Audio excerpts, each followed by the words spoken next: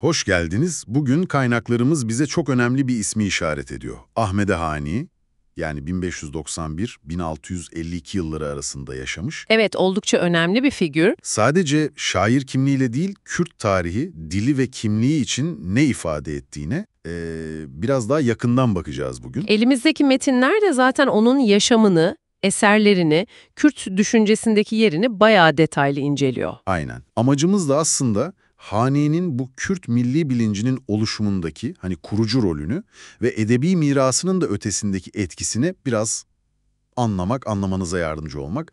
Haydi başlayalım o zaman. Başlayalım. İlk olarak kimdi Ahmed Hani? Şöyle bir temelden alalım. Tabii. Kaynaklara göre Beyazıt doğumlu, ismi de kendi aşiretinden geliyor, Hani aşiretinden. Özellikle dil, şiir ve felsefe alanlarında yani çok derin izler bırakmış biri. Etkisi bugün bile sürüyor diyebiliriz. Peki hangi dönemde yaşamış? Yani o tarihsel bağlamı biraz açabilir miyiz? Tabii 17. yüzyıl Osmanlı ve Safevi imparatorluklarının bölgedeki mücadelesinin yoğun olduğu bir dönem. Oldukça çalkantılı aslında. Anladım. İşte bu ortamda Memun Zihni yazıyor en bilinen eseri. Evet, Memuzin bir aşk destanı olarak bilinir genelde ama Evet, yüzeyde öyle görünüyor ama aslında çok daha fazlası var. Dönemin sosyopolitik yapısına, Kürtlerin kimlik arayışına dair müthiş alegoriler içeriyor. Bir nevi kültürel bir varoluş çığlığı gibi. ilginç. Hatta eserin yazılış tarihiyle ilgili bile yani farklı iddialar var. Genelde 1692 denir ama daha erken diyenler de var. Bu bile aslında o dönemin karmaşıklığını gösteriyor bize. Kesinlikle. Ve sanırım Hani için dil meselesi çok merkezi değil mi? Öyle, kesinlikle öyle. Kürtçeyi bir bilim ve edebiyat dili seviyesine çıkarma çabası çok net. Yani bunun için somut adımlar da atmış. Sözlükler, çocuklar için eserler. Aynen. Arapça, Kürtçe sözlük hazırlıyor. Bir de çocuklar için Nubar var yani Yeni Bahar. Manzum bir eser bu. Temel İslami bilgileri ve dil bilgisini öğretiyor. O Nubar'daki meşhur dizeyi de hatırlatalım belki. Kufe sehet, u beyan daye lisan, lisan daye insan. Evet, Tanrı insana ifade yeteneği ve dili verdi diyor. Yani dile kutsal bir anlam yüklüyor, onu milli kimliğin taşıyıcısı olarak görüyor. İşte bu yaklaşımı onun asıl misyonunu anlamak için sanki kilit nokta gibi. Çok doğru bir tespit. Hani için dil, basit bir iletişim aracı değil, bir halkın varoluş temeli adeta. Üstelik aldığı İslami eğitime rağmen. Evet, evet. Ona rağmen kendini dönemin baskın kültürlerine, yani Arap veya Türk kimliklerine eklemlemiyor. Tam tersine ısrarla Kürt birliğini, dilsel özgünlüğü savunuyor. Yani daha geniş bakarsak, hedefi dil üzerinden kültürel, dolayısıyla da siyasi bir bilinç inşa etmekti diyebiliriz. Peki kaynaklarda Kürtlerin kökeniyle ilgili neler var? Hani'nin bu konudaki duruşu nasıl? Kaynaklarda Kürtlerin kökenini Med İmparatorluğu'na dayandıran görüşler var. Yani Hint-Avrupa dil ailesi, İrani diller. Hani'nin de bu tarihsel derinliğin farkında olduğu ve İslami çerçeve içinde Kürt kimliğini savunduğu anlaşılıyor. Yine Nubar'dan bir örnekle belki pekiştirebiliriz bunu.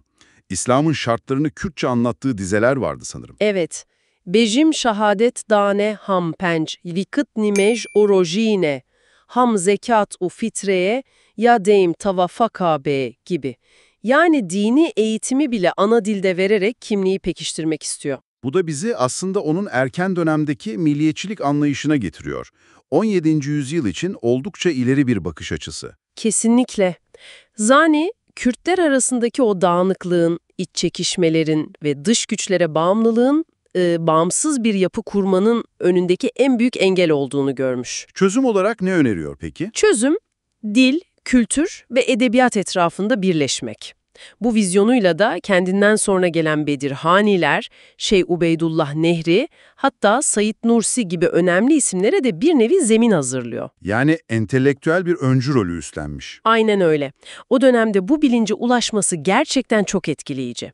Çok öngörülü bir düşünür olduğunu kanıtlıyor. Peki bütün bunları şöyle bir toparlarsak ne diyebiliriz yani? Ahmed Hani kimdir sonuç olarak? Özetle, Kürt edebiyatının kurucularından biri demek yetmez. Aynı zamanda ulusal bir uyanışın, milli bilincin de en önemli öncülerinden biri. Eserleri de hem bu mücadelenin bir yansıması hem de onu ateşleyen bir kaynak olmuş anladığım kadarıyla. Kesinlikle. Bugün bile Kürt tarihini, kültürünü, o kimlik dinamiklerini anlamak istiyorsak Hani'ye bakmak, onun sesine kulak vermek gerekiyor. O sadece bir şair değil, kaynakların da belirttiği gibi halkının manevi tarihini yazan bilge bir figür adeta. Mirası edebi metinlerin çok ötesinde yani. Çok ötesinde, evet. O zaman şöyle bir düşünceyle kapatalım mı? Hani yüzyıllar önce büyük imparatorlukların gölgesinde bir halkı ortak dil ve kültür paydasında birleştirmeyi hayal etti, bunun için çalıştı. Evet. Günümüzde de dilin, kültürel kimliğin siyasetteki yerini, hani bazen ne kadar merkezi, bazen de ne kadar tartışmalı olduğunu düşününce, Hani'nin bu erken dönemdeki yaklaşımı, bugün dünyanın farklı yerlerindeki benzer kimlik ve birlik arayışlarını anlamamız için bize ne gibi ipuçları verebilir acaba? Üzerinde düşünmeye değer bir soru gerçekten. Kesinlikle, üzerine düşünmeye değer.